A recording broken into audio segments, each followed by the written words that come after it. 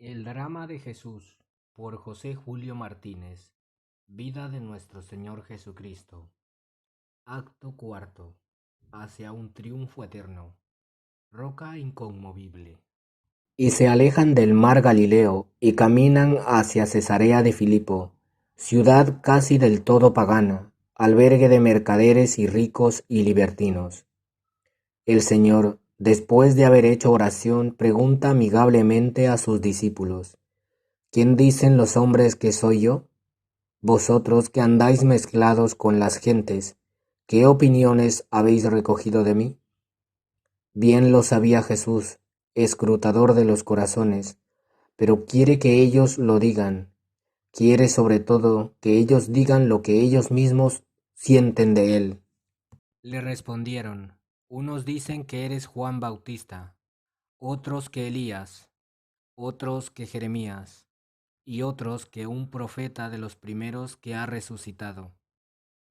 Le comparan con los grandes héroes de la historia patria. Tienen un concepto elevado de Jesús, pero mucho menor del que debían tener después de tantas señales. Jesús espera más, espera la confesión plena de su divinidad que nadie hasta ahora se ha atrevido a pronunciar con sus labios. La espera por lo menos de los que todos los días comen, trabajan y descansan con Él. Por eso les pregunta: ¿pero vosotros, quién decís que soy yo? Respondió Simón y dijo: Tú eres el Cristo, el Hijo de Dios vivo. Y tú, hombre como nosotros, eres el Hijo de Dios. Realidad incomparable, el Consolador, prometido en el paraíso a nuestros padres en la tarde tristísima de su pecado, el Príncipe de la Paz anunciado por los profetas en los días del dolor y de la penitencia, el Salvador de Israel, esperado siglo tras siglo por los pobres, los heridos, los arrepentidos, como la hierba espera la lluvia y el huérfano espera el beso de la madre y el preso espera la libertad, el santo, el justo, el Hijo de Dios hecho Hijo de hombre, el hombre que esconde a Dios en su cuerpo mortal, el Dios que se deja besar y tocar eres tú que estás delante de nosotros, tú que te miras tranquilo en nuestras pupilas asombradas de gratitud y de amor. Realidad incomparable. ¿Por qué no lo han conocido antes los apóstoles? ¿Quién pronunció por primera vez en el secreto de su alma el nombre de aquel maestro que tantas veces caminó a su lado y les puso la mano sobre el hombro y les habló al oído?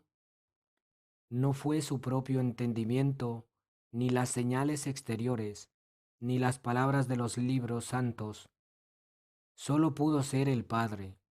Así se lo dice Jesús a Simón.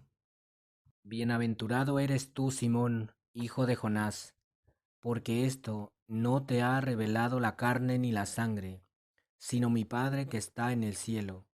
Y a mi vez yo te digo que tú eres roca, y sobre esta roca edificaré mi iglesia, y las puertas del infierno no prevalecerán contra ella. Y a ti te daré las llaves del reino de los cielos, y todo lo que atares en la tierra será atado en los cielos, y todo lo que desatares en la tierra será desatado en los cielos. Momento sublime en la historia de la humanidad.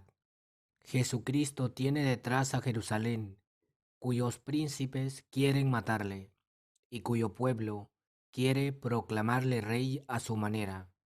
Tiene delante Cesarea y el paganismo, que ni siquiera sabe su nombre. Está rodeado de sus 12 elegidos, que le miran pendiente de sus labios. Va a dejar fundada en el mundo su asociación, su reino, el mayor reino que jamás ha visto el mundo, el único reino que nunca morirá, y para base de su fundación escoge un hombre mortal, un pecador de corazón bueno, hijo del pueblo, leal y sencillo. Hablando con el estilo figurado de los orientales, describe su iglesia como un edificio espléndido que para no caer debe estar cimentado sobre roca, y esa roca será el pescador que tiene delante. Tú eres roca. Esto significa la palabra original Cefas, roca, piedra grande, Pedro, y sobre esta roca edificaré la sociedad cristiana, mi reino en este mundo. Es decir, yo te comunico a ti la autoridad suprema. Tú serás el principio de unidad y consistencia. Tú marcarás la dirección siempre creciente del edificio contra esta iglesia que ahora solo tiene 12 ciudadanos, pero que iluminará a todo el mundo. Se desencadenarán las furias del infierno, pero no prevalecerán. Jamás podrán vencerla, porque yo estaré contigo y con tus sucesores para siempre. A ti te daré las llaves del reino, símbolo de tu poder y de tu derecho a ser obedecido por todos los que quieran entrar en él. Te concedo el derecho de atar y desatar, de mandar y de prohibir. Tus órdenes en la tierra serán confirmadas en el cielo. Todo lo que tú mandes será justo, pues no harás más que repetir lo que yo te he dicho y lo que te iré diciendo en una asistencia invisible y perpetua. Serás en tu persona y en la de tus legítimos herederos, juntamente con tus compañeros los demás apóstoles, unido contigo y obedientes a ti, el conductor de mi pueblo por el camino de esta vida al reino glorioso de Dios y del amor. Promesas magníficas, promesas que hizo Dios cuando pasó por el mundo, promesas convertidas en realidades.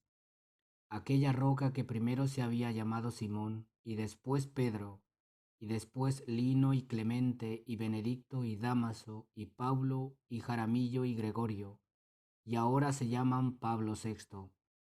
Persevera tan fuerte como el día primero y sobre ella se levanta el edificio espléndido y eterno de la Iglesia Católica, que hoy tiene más de 400 millones de fieles en este mundo, y doctores y confesores y mártires y vírgenes, y santos de todas clases y condiciones, que brillan en el cielo con infinita variedad de claridades, y cantan el eterno aleluya de su felicidad y gratitud al Rey inmortal de los siglos, Cristo Jesús, que con su sangre los redimió y los rescató de toda tribu y nación y lengua.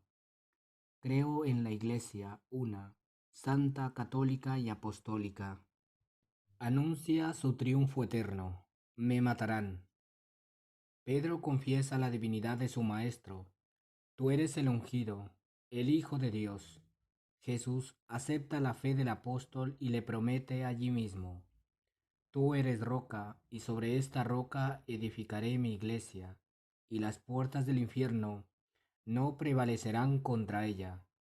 Tú eres el Hijo de Dios vivo, tú eres roca.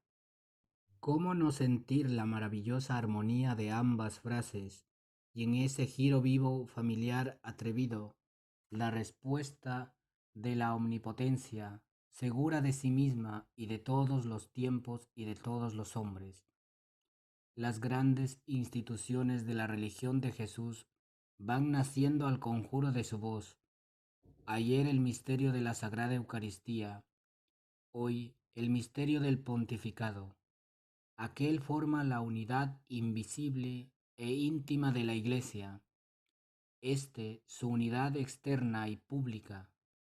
Allí el cuerpo, la sangre, el alma y la divinidad del Salvador, perpetuamente presentes, bajo apariencias de pan, objeto de un amor sin fin. Aquí su palabra, su autoridad, su divino poder perpetuamente presentes bajo apariencias de un hombre, objeto de un respeto y de una obediencia sin límites. Y bajo uno y otro velo, Jesucristo viviendo en su iglesia, no abandonándola jamás, sino en apariencia, no ocultándose a los ojos, sino para mostrarse mejor a los corazones, permaneciendo hasta el fin como lazo fuerza, base y arquitecto de la eterna soledad de las almas. He ahí lo que Jesús se apresura a obrar antes de la crisis que se prepara. Mejor dicho, no se apresura. Todavía no se trata nada más que de promesas.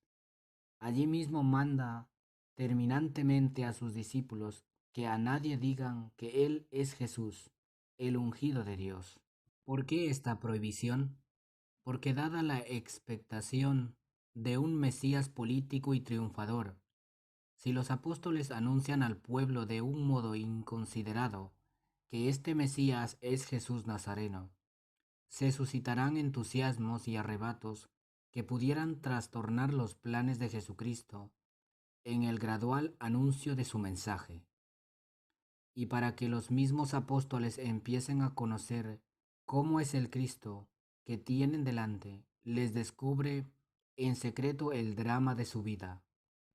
Aquel drama es un dolor y un amor infinito que Él está viviendo en su alma desde el primer instante de su encarnación, y que no ha querido descubrirlos antes por no apenarlos y porque no estaban preparados. Ya es hora de que lo conozcan. Y comenzó a decirles desde aquel día cómo él tenía que ir a Jerusalén y padecer allí mucho, y ser condenado por los ancianos y sumos sacerdotes y escribas, y ser muerto y resucitado al tercer día. Y lo decía claramente. Entonces Pedro, tomándolo aparte, comenzó a increparle: Lejos de ti eso, Señor, no te ocurrirá tal cosa. Le parecía absurdo que su maestro, el Hijo de Dios, hablase de ser condenado a muerte por los hipócritas que hormigueaban en Jerusalén. Señor, lejos de ti tal cosa. Amaba a su maestro y no quería verle sufrir, pero hablaba como hombre y no sabía que el dolor es el camino para el triunfo. Sus compañeros sentían lo mismo que Simón. Jesús quiere corregirlos, y volviéndose y mirando a sus discípulos, conminó a Pedro diciéndole: Retírate de mí, Satanás, me sirves de escándalo, porque no entiendes las cosas de Dios, sino las de los hombres. ¡Qué contraste! Antes le llamó piedra fundamental, ahora Satanás. Antes le dijo: Sobre ti edificaré mi iglesia. Ahora le dice: Apártate de mí. Antes le llamó bienaventurado, ahora escandaloso. Antes inspiró a Simón el Padre Celestial, ahora el sentimiento humano, tal vez el egoísmo, pero su falta no ha sido grave, ha sido una debilidad y una ignorancia. Jesús quiere mostrar el verdadero camino, no solo a los 12, sino también a la gente que, enterada de su presencia en aquel lugar, empezaba a reunirse, y convocando al pueblo con sus discípulos, les dijo: Si alguno quiere venir detrás de mí, niéguese a sí mismo, tome cada día su cruz y sígame.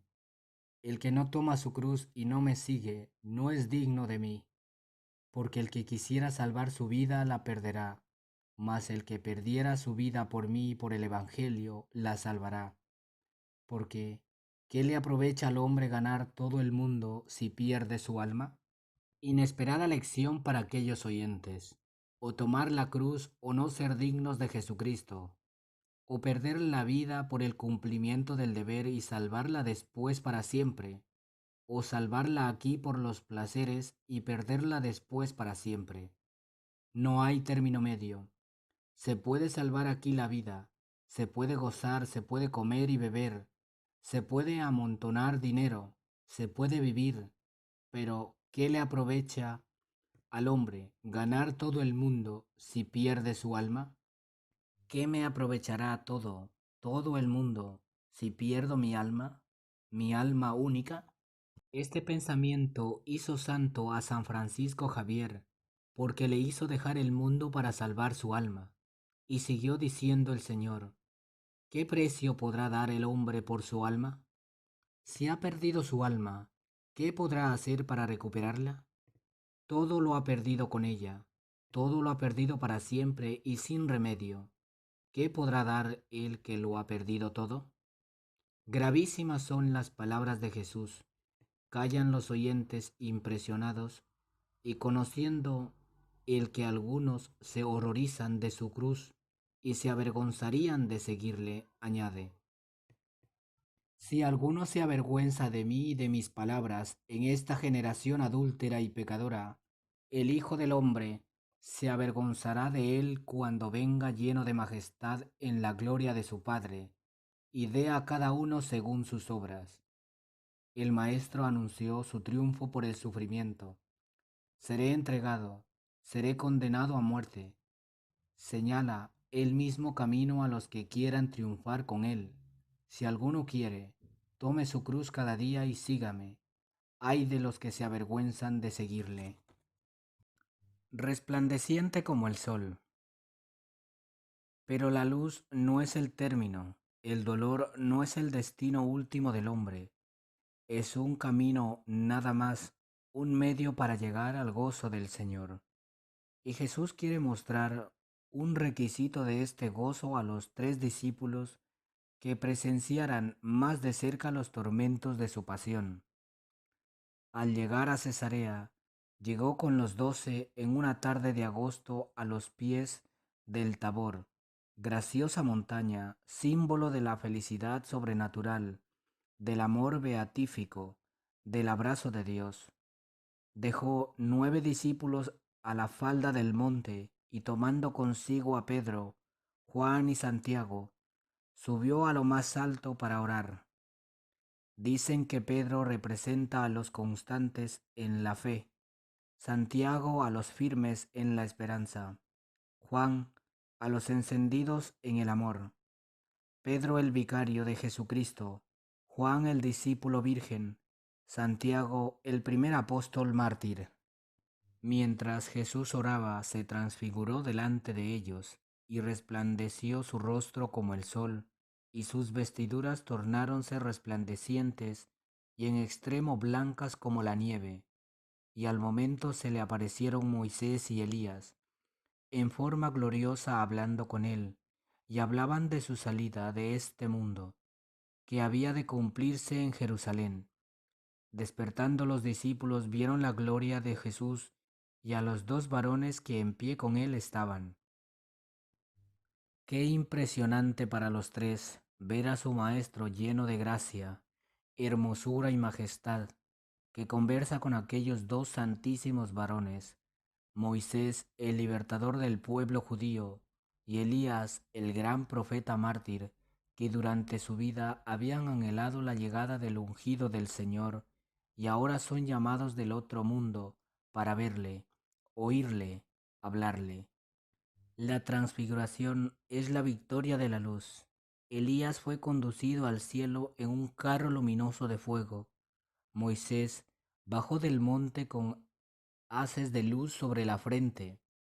Jesús es la luz eterna, es luz de luz que ilumina a todo hombre que viene a este mundo. Desde su nacimiento, la belleza divina de su alma no ha cesado de crecer a los ojos de los hombres. Ahora brilla esplendorosamente, se abre paso a través de la carne y del vestido, levanta su cuerpo sobre el suelo, y si Jesús no hubiese atendido más que a las exigencias de su naturaleza deificada, se habría verificado al punto la ascensión. Pero renuncia a ella y habla con los 2 aparecidos de cómo saldrá de la vida mortal. Elías había salido sin morir, Moisés había salido muriendo, pero con muerte tan dulce que la Escritura dice que expiró en el ósculo de Dios. Ambos aprenden sobre este monte una ciencia más alta, la ciencia de preferir la muerte, la ciencia de morir ignominiosamente en una cruz, desnudo, despreciado, escarnecido por la multitud, abandonado por el mismo Dios, para hacer así la redención de los hombres. He ahí lo que se habla sobre el Tabor. Moisés y Elías contemplan arrobados mudos de asombro y de admiración, aquella salida de la vida, única, maravillosa, digna de Jesús. Ni Pedro, ni Santiago, ni Juan comprenden aquello. Solo ven la gloria y cómo amaban tiernamente a su Maestro. Asisten gozoso a su glorificación. A Pedro, que como los grandes corazones tenía el don de las frases hermosas, se le ocurre una magnífica idea. Señor, qué bien se está aquí. Hagamos 3 tiendas, una para ti, otra para Moisés y otra para Elías. Para sí nada pide, porque está seguro de participar de la de su maestro. Mas el evangelista advierte que al hablar así, Pedro no sabía lo que decía. Aún estaba él hablando, cuando vino una nube luminosa que los cubrió, y tuvieron miedo al entrar ellos en la nube. Y he aquí que salió de la nube una voz que decía, Este es mi Hijo amado, en quien mucho me he complacido, escuchadle. Al oír esta voz los discípulos cayeron sobre sus rostros y tuvieron mucho miedo. Mas Jesús se acercó, los tocó y les dijo, Levantaos y no temáis.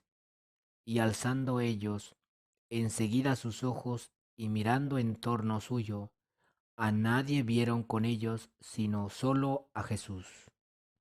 Todo recobra su estado normal, el rostro de Jesús pierde su fulgor, su túnica es la de todos los días, él vuelve a ser el amigo amoroso de cada hora. Pero esta noche 3 hombres de tierra han visto la gloria del Nazareno y han oído la voz de Dios. Este es mi Hijo muy amado, oídle a él. Y uno de ellos, Pedro, podrá escribir en sus cartas, Nosotros oímos esta voz bajada del cielo, estando con él en el monte santo, y por defender la verdad de su testimonio, morirá mártir. Antiguamente, Dios habló a los patriarcas por medio de los profetas. Ahora nos habla por su Hijo. Con él nos lo da todo, por él nos lo dice todo, oídle a él. Cuando bajaban del monte, Jesús interrumpió el silencio en que venían pensando lo que habían visto, y les dijo, A nadie diréis esta visión hasta que el Hijo del Hombre resucite de entre los muertos. Y ellos callaron en aquellos días y a nadie dijeron lo que habían visto, cavilando dentro de sí qué significaría cuando resucite de entre los muertos. Les parecía imposible que su maestro pudiera morir y estar entre los muertos, y por eso sospechaban que esta frase tendría algún otro sentido misterioso. Apagadas las luces del Tabor, tienen que bajar a las pequeñeces de la vida diaria, a las rivalidades de los fariseos, a las acometidas del tentador. Ya no ven las claridades del monte ni oyen la voz del Padre. No es posible permanecer siempre en el gozo de las alturas. Hay que bajar. Pero ellos y nosotros seguimos oyendo la voz del Hijo en las palabras de su Evangelio, al cual hacéis muy bien en atender como a lucerna que luce en el paso tenebroso, hasta que brille el día y nazca el lucero de vuestros corazones. Así nos dice el mismo San Pedro, recomendándonos oír la palabra escrita de Dios, aquel mismo apóstol feliz que oyó su palabra hablada. Hacéis muy bien en atenderle, que su palabra es luz y esta vida es un paso tenebroso. Esperad un poquito, también para vosotros brillará el día de una transfiguración maravillosa, y nacerá en vuestros corazones un torrente de luz, y quedaréis convertidos en claridad, y seréis semejantes a Dios, porque le veréis tal como es, no brillante como el sol, ni blanco como la nieve, sino tal como es, y cantaréis eternamente el himno de la gratitud y del amor. Señor, qué bien estamos aquí. Si puedes algo, ayúdame. Bajó el maestro del monte y encontró a sus 9 discípulos angustiados en extremo, pues los escribas, habiéndolos cogido separados del Señor, los estaban acosando y echando en cara que no podían curar a un endemoniado. Una gran muchedumbre del pueblo presenciaba la vergüenza de los apóstoles. En esto aparece Jesús. Dice el Evangelio que la gente quedó sobrecogida y tuvo miedo de verle. ¿Acaso vio en su rostro alguna divina claridad, vestigio de la transfiguración? Pero pronto recobraron la confianza y todos corren a saludarle. Entonces, de entre la turba salió un hombre hacia él, y postrado en tierra de rodillas, exclamó, Maestro, te he traído a mi hijo que está poseído de un espíritu mudo, el cual, donde quiera que le toma, le tira contra el suelo y le hace echar espuma por la boca y rechinar los dientes, y que se vaya secando. Le presenté y dije a tus discípulos que lo lanzasen y no pudieron. Maestro, te ruego que mires a mi hijo, porque es el único que tengo. Señor, apiádate de mi hijo. Entonces Jesús paseó su mirada por los que se estaban gozando por lo bajo de que los discípulos nada hubieran podido y exclamó, Oh generación incrédula y perversa, ¿hasta cuándo tendré que estar con vosotros? ¿Hasta cuándo os he de sufrir? Traedme acá a tu hijo. Trajéronle al punto, y apenas vio a Jesús cuando el espíritu empezó a agitarle con violencia, y tirándose contra el suelo, se revolcaba echando espumarajos. Estaba Jesús con suma serenidad ante aquel espectáculo y daba tiempo para que se enterasen todos del caso y se viese mejor el milagro y su poder. Preguntó al padre, ¿cuánto hace que pasa esto? Desde la infancia, respondió el padre, y muchas veces le ha echado al fuego y al agua para perderle. Así que si puedes algo, ayúdanos, compadecido de nosotros. Dudaba el poder de Jesús, por eso decía, si puedes algo, como sus discípulos no habían podido nada. Díjole Jesús, si puedes creer, todo es posible al que cree. Al punto, dando una voz el padre del niño, arrasado en lágrimas, decía, Creo, Señor, ayuda tú mi incredulidad.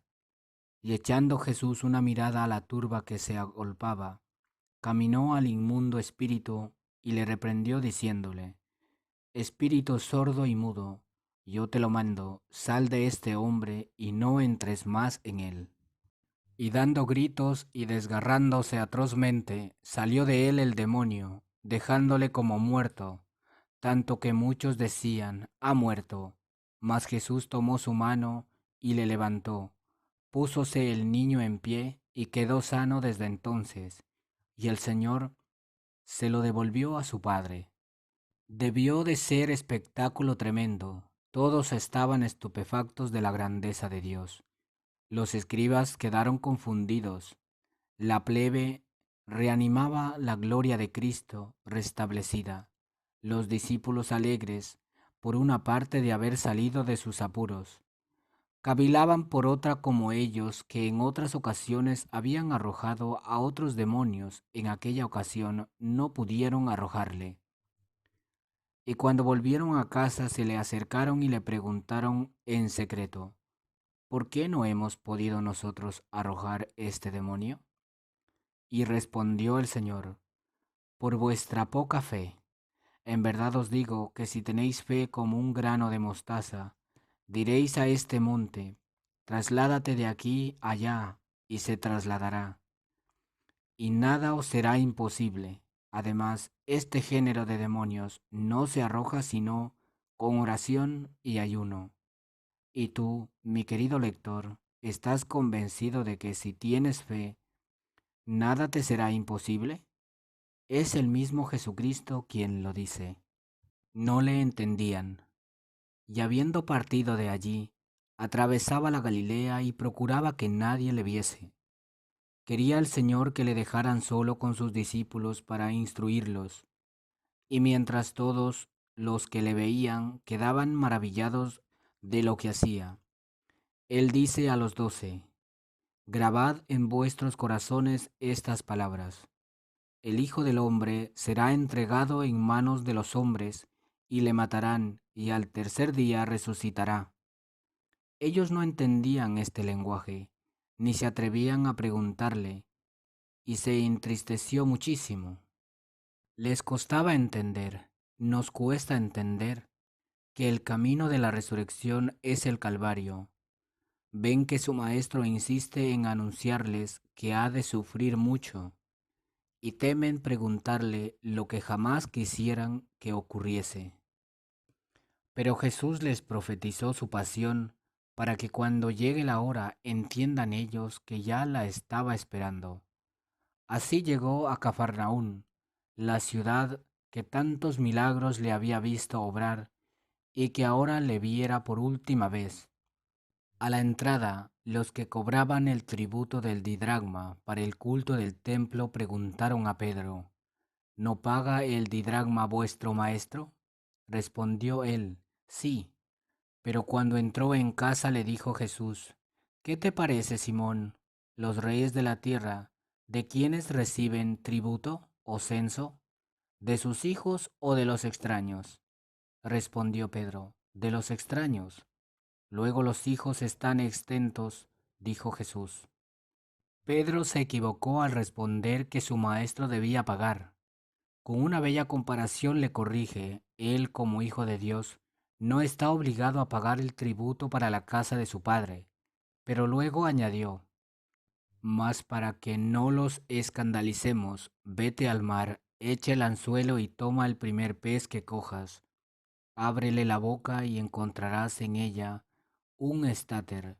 Lo tomas y pagas por ti y por mí. Un estáter valía 2 didragmas y servía para pagar por dos. El Señor quiso pagar por sí y por su vicario, dando a entender que eran una misma cosa los dos en cierta manera, y que si pagaba por evitar cuestiones no estaba obligado a dar nada.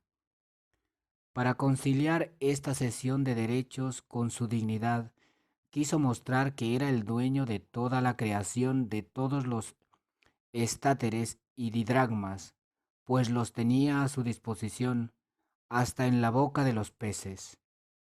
Reunidos todos en casa, Jesús, que conocía el interior de los corazones, les pregunta: ¿Qué veníais tratando por el camino? Y ellos callaban avergonzados, pues en el camino habían dispuesto entre sí quién de ellos iba a ser el mayor en el reino. En el mismo camino por donde Jesús les había venido diciendo cuánto tenía que sufrir, no le entendían. Entonces Jesús sentóse, reunió a los 12 y les dijo: Si alguno quiere ser el primero, que sea el último de todos y que sirva a todos.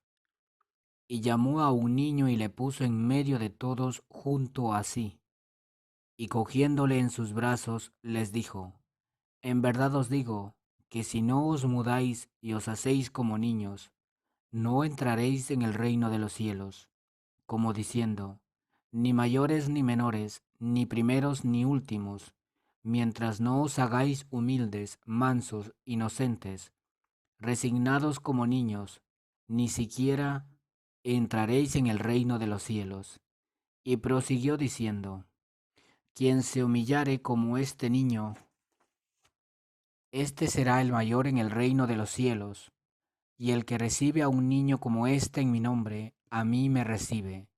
Y el que me recibe a mí, no solamente me recibe a mí, sino que recibe al que me envió.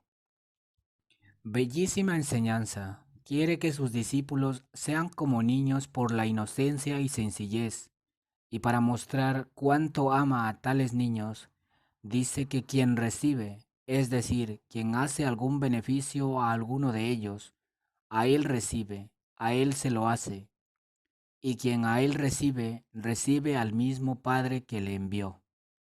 Grande gloria y gran premio recibir, instruir, alimentar, vestir, consolar a un niño, a un desvalido, a un anciano, a un pobre, la gloria y el premio de recibir, instruir y alimentar a Jesús. Y confirma entonces qué grande es hacer cualquier caridad en nombre y por gracia de Cristo, sobre todo a sus enviados. Si alguno os da un vaso de agua en mi nombre y porque sois de Cristo, yo os lo digo, no perderá su recompensa.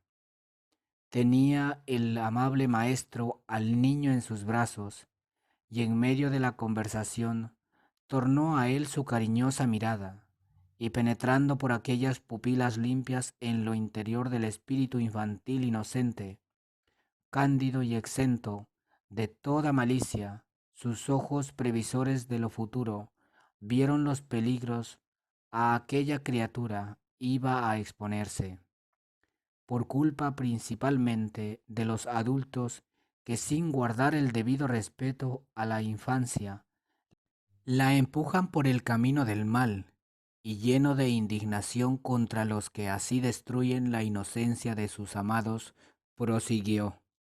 A quien escandalice a uno de estos pequeños que cree en mí, le sería mejor que le atasen al cuello la rueda del molino que mueve el asno y le hundiese en lo profundo del mar. Ay del mundo a causa de los escándalos, porque fuerza es que vengan los escándalos, pero ay del hombre por quien viene el escándalo. Si te escandaliza tu mano, córtatela y échala lejos de ti. Mejor te será entrar en la vida manco que con las dos manos ser arrojado al fuego inextinguible. Y si tu pie te escandaliza, córtatelo y échalo lejos de ti, porque mejor te será entrar cojo en la vida que con los dos pies ser arrojado al fuego inextinguible. Y si tu ojo te escandaliza, arráncatelo y échalo de ti, porque mejor te será entrar tuerto en el reino de Dios que con los dos ojos ser arrojado a la gehenna del fuego, donde el gusano de los que allí están no muere y el fuego no se apaga. Vuelve a decir el Señor que si alguna cosa o persona es para ti tan amada y te está tan unida como la mano, el pie o los ojos, pero te escandaliza, te sirve de ocasión para caer en pecado, córtala, arráncala, lánzala lejos de ti. Más te vale entrar sin ella en la vida eterna que con ella ser arrojado al infierno, donde el fuego nunca se apaga y el gusano nunca muere. El gusano insaciable de este remordimiento amarguísimo y tardío. Estoy aquí por mi culpa, por mi culpa. Seguía diciendo Jesús. Mirad que no os despreciéis a ninguno de estos pequeños, porque os digo que sus ángeles en el cielo están siempre viendo la cara de mi Padre que en el cielo está. Y el Hijo del Hombre ha venido a salvar lo que se había perdido. ¿Qué os parece? Si uno tiene 100 ovejas y una de ellas se extravía, ¿no deja las 99 en los montes y sale en busca de la que se extravió? Y si la encuentra, yo os aseguro que se goza más con ella que con las 99 que no se le perdieron. Así no es voluntad en el acatamiento de vuestro Padre, que está en los cielos, de que perezca ni uno de estos pequeños. Bendito sea Dios, el Padre de nuestro Señor Jesucristo, que tanto nos ama por Él. A cada hombre que nace, aun el más pobre y despreciado, destina un ángel que le guarde y tome venganza contra los escándalos, para salvar a los que se habían perdido. Todos nos habíamos perdido. Envió a su Hijo único.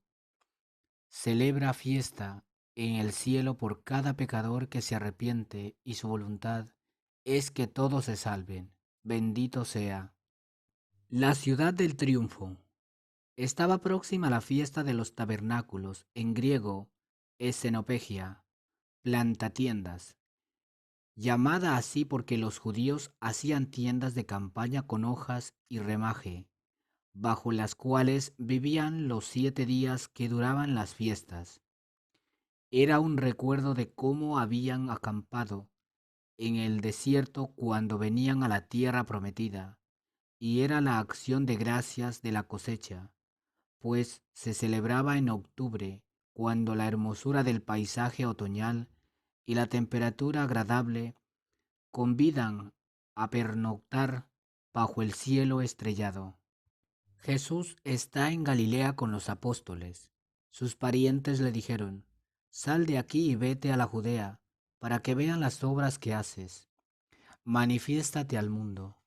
Era la voz de la sangre que pretende el medro personal a la sombra del pariente famoso. Por eso añade tristemente San Juan que estos parientes suyos no creían en él. Veían los milagros que hacía, veían cuánto le amaban las gentes, pero no querían admitir que el reino anunciado por Jesús había de ser un reino espiritual, cuyo rey moriría en una cruz. Por eso Jesús les responde: Aún no ha llegado mi hora, la vuestra siempre está preparada. A vosotros no puede aborreceros el mundo, a mí me aborrece, porque yo doy testimonio de él, que sus obras son malas. Y les dijo que fuesen ellos a la fiesta, que él por ahora no iba. Su intención era ir un poco más tarde y presentarse sin el ruido que sus parientes pretendían. Marcharon estos y llegaron para Jesús los días de su asunción, los días en que había de morir y resucitar. Tiene que ir a Jerusalén, porque la ciudad santa ha de ser el escenario de la gran tragedia. Estamos en otoño. La próxima primavera todo estará consumado. Durante los 6 meses que faltan ya no volverá Jesús a las ciudades de su amada Galilea, cuyos niños le vieron pasar por las calles y cuyos enfermos experimentaron su bondad y su poder. Y cuando se iban a cumplir los días de su asunción, dice San Juan con su enérgico hebraísmo, Jesús afirmó su rostro para ir a Jerusalén y envió delante de sí mensajeros. Ellos fueron y entraron en una ciudad de samaritanos para prepararle posada, y no le recibieron, por cuanto hacía semblante de ir a Jerusalén. Y cuando lo vieron Santiago y Juan, sus discípulos dijeron: Señor, ¿quieres que digamos que descienda fuego del cielo y los acabe? Mas él, volviéndose hacia ellos, les riñó diciendo: ¿No sabéis de qué espíritu sois? El Hijo del Hombre no ha venido a perder las almas, sino a salvarlas. Y se fueron a otra aldea. Y aconteció que yendo ellos por el camino, acercándose, dijo un escriba a Jesús: Maestro, yo te seguiré a donde quiera que fueres. Jesús le dijo: Las raposas tienen cuevas y las aves del cielo nidos, mas el Hijo del Hombre no tiene dónde reclinar la cabeza. Los llamados al apostolado deben renunciar a las riquezas y a las comodidades que ellas traen, como renunció Jesús, que siendo rico se hizo pobre por nosotros. Y a otro dijo: Sígueme. Y él respondió: Señor, déjame ir antes a enterrar a mi padre. Y Jesús le dijo: Deja que los muertos entierren a sus muertos, mas tú vete y anuncia el reino de Dios. Los llamados deben seguirle con prontitud, que los muertos, los que no están unidos con Jesucristo por la gracia de la vocación, entierren a sus muertos, hagan sus negocios temporales. Tú preocúpate solo de anunciar el reino de Dios. Y otro le dijo: Te seguiré, Señor, mas primero déjame ir a disponer lo que tengo en mi casa. Jesús le dijo: Ninguno que pone su mano en el arado y mira atrás es apto para el reino de Dios. Los llamados deben perseverar. El que en medio del trabajo se vuelve atrás no es capaz de hacer obra grande. Así caminaba el Señor, difundiendo siempre su luz al pasar. Designó también a otros 72 discípulos, y los envió de dos en dos a cada ciudad y lugar a donde él había de venir, y les decía: La mies ciertamente es mucha y los trabajadores pocos. Rogad pues al Señor de la mies que envíe trabajadores a su mies. Id, he aquí que yo os envío como ovejas en medio de lobos. Y les dio consejos parecidos a los de la primera misión y terminó con palabras gravísimas. Quien a vosotros oye, a mí me oye, y quien a vosotros desprecia, a mí me desprecia. Y el que a mí me desprecia, desprecia a aquel que me envió.